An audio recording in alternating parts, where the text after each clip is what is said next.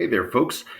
Today we're going to be working on kind of a cool new spin for our Edison robots. We're going to be not using a barcode today, but we're still going to be training our robots what we want them to do. We're going to have a lot more customizability today, though. And so today you're actually not going to use your Edison robot specifically. You're going to plan to use it for next week.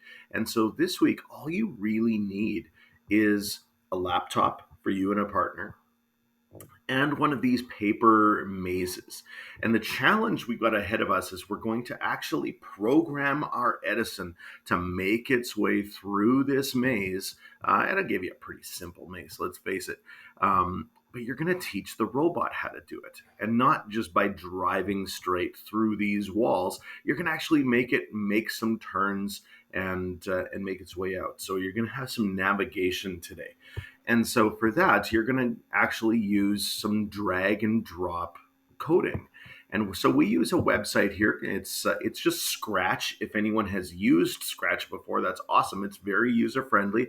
But this is an Edison specific one, so I'll link the site here. It's just cloud.edscratchapp.com, and all we want to do is we want to use this field to kind of just snap these pieces together, and this will be what tells your robot what to do. So you can see if I hit start on mine, I'm going to want it to drive forward, right? But you're going to have to see, like, how far is that?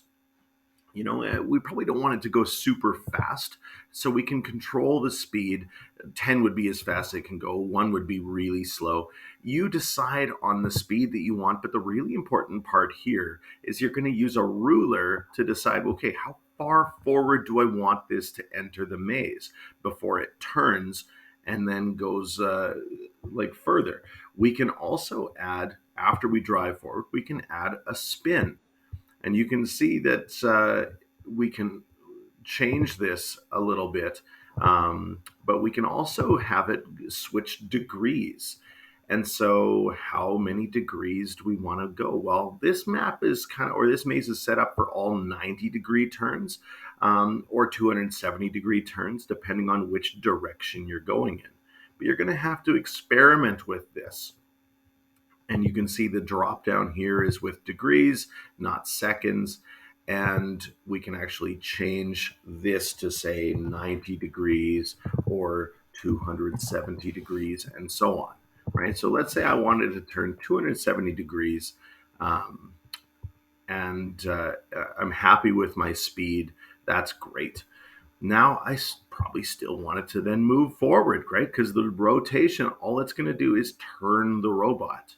And so then you're going to have to move forward and turn and move forward and turn and so on until you get out of this maze. Now you can see we can also do some other cool things here. We can program the lights to turn on and off or flash. We can make it play a sound. You can actually make it play music if you know how to do that. And so you can decide, how do we want to customize this as we go? We're not going to use any sensors today. So if you just set this thing to be, avoiding the black line, then all it's going to do is just kind of bounce all over the place, but it doesn't actually know that it's supposed to get out.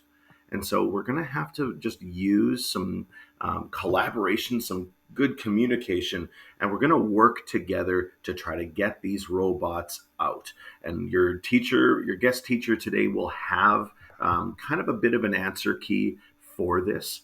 But please know that you can make it play sounds, do a full spin, like maybe once it gets out, you want it to celebrate. That would be a really cool thing to add into that. So you decide how you're going to customize it, but there are certain aspects of this where only one specific way will get the robot out. All right, so I know you're going to kill it. I know you're going to do so well at this. Please make sure that you're working well with your groups, and I can't wait to see what you come up with.